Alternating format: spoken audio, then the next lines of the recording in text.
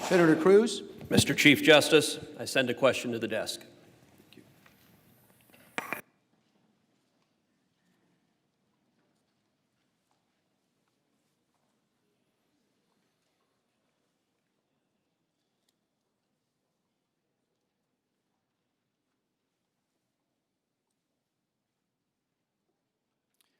The question is addressed to counsel for the President. As a matter of law, does it matter if there was a quid pro quo? Is it true that quid pro quos are often used in foreign policy?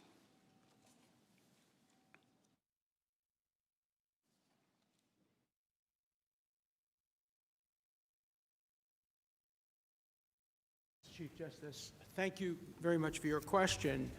Yesterday, I had the privilege of attending the rolling out of a peace plan by the President of the United States regarding the Israel-Palestine conflict. And I offered you a hypothetical the other day. What if a Democratic president were to be elected and Congress were to authorize much money to either Israel or the Palestinians, and the Democratic president were to say to Israel, no, I'm going to withhold this money unless you stop all settlement growth, or to the Palestinians, I will withhold the money Congress authorized to you unless you stop paying terrorists. And the president said, quid pro quo. If you don't do it, you don't get the money. If you do it, you get the money. There's no one in this chamber that would regard that as in any way unlawful. The only thing that would make a quid pro quo unlawful is if the quo were in some way illegal. Now, we talked about motive. There are three possible motives that a political figure can have. One, a motive in the public interest, and the Israel argument would be in the public interest. The second is in his own political interest, and the third, which hasn't been mentioned, would be in his own financial interest, his own pure financial interest, just putting money in the bank. I want to focus on the second one for just one moment. Every public official that I know believes that his election is in the public interest. And mostly you're right. Your election is in the public interest. And if a president does something which he believes will help him get elected in the public interest, that cannot be the kind of quid pro quo that results in impeachment. I quoted President Lincoln. When President Lincoln told General Sherman to let the troops go to Indiana so that they can vote for the Republican Party, let's assume the president was running at that point, and it was in his electoral interest to have these soldiers put at risk the lives of many, many other soldiers who would be left without their company. Would that be an unlawful quid pro quo?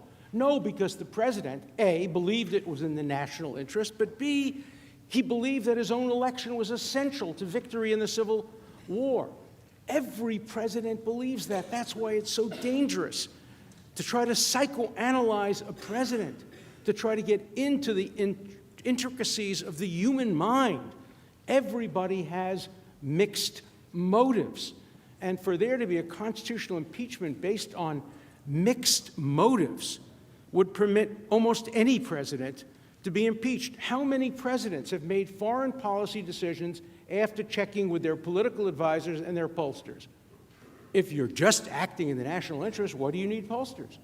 What do you need political advisors? Just do what's best for the country. But if you want to balance what's in the public interest with what's in your party's electoral interest and your own electoral interest, it's impossible to discern how much weight is given to one to the other. Now, we may argue that it's not in the national interest for a particular president to get reelected or for a particular senator or member of Congress. And maybe we're right. It's not in the national interest for everybody who's running to be elected. But for it to be impeachable, you would have to discern that he or she made a decision solely on the basis of, as the House managers put it, corrupt motives.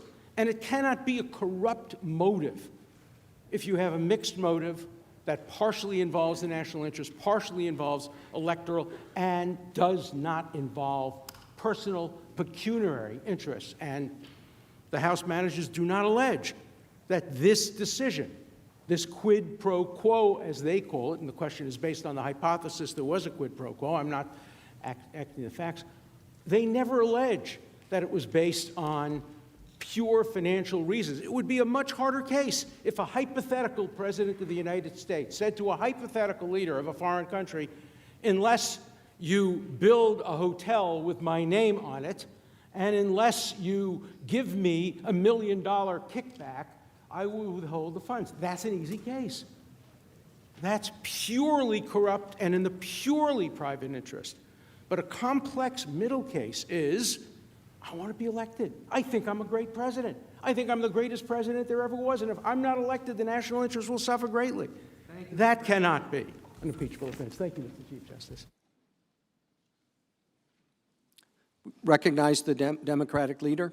Mr. Chief Justice, I send a question to the desk.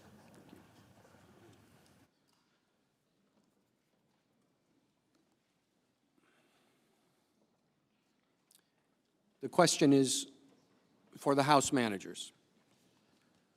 Would you please respond to the answer that was just given by the President's counsel?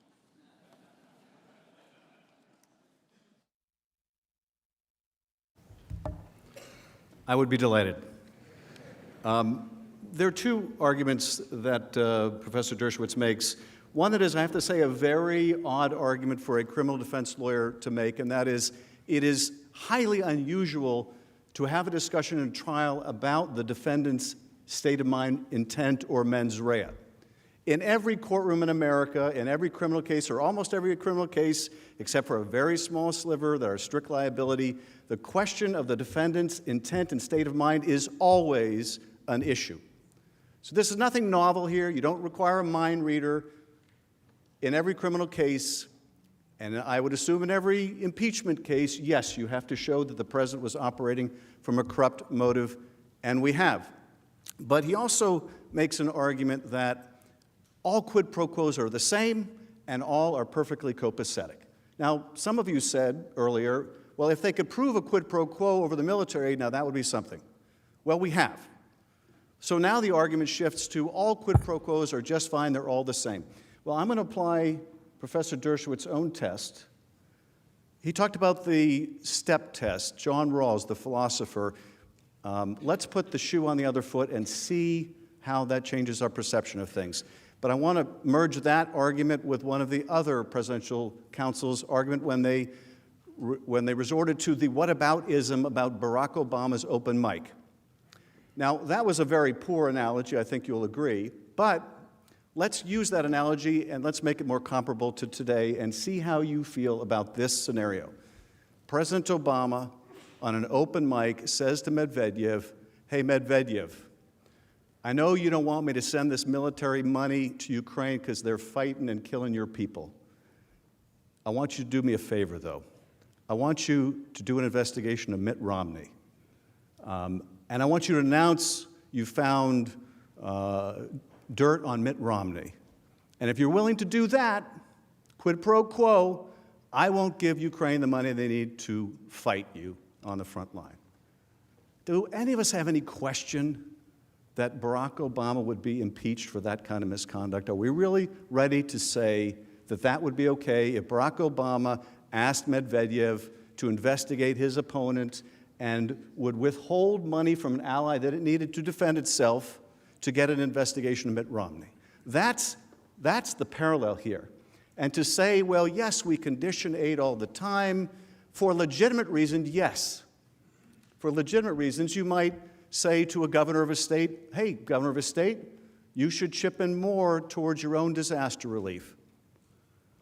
But if the president's real motive in depriving a state of disaster relief is because that governor won't get his attorney general to investigate the president's political rival, are we ready to say that the president can sacrifice the interests of the people of that state, or in the case of Medvedev, the people of our country, because all quid pro quos are fine, it's carte blanche?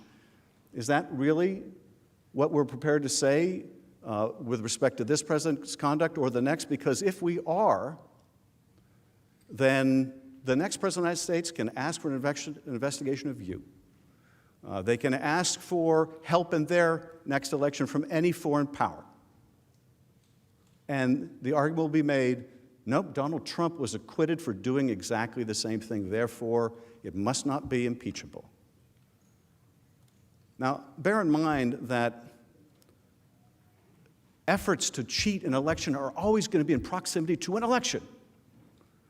And if you say you can't hold a president accountable in an election year where they're trying to cheat in that election, then you are giving them carte blanche.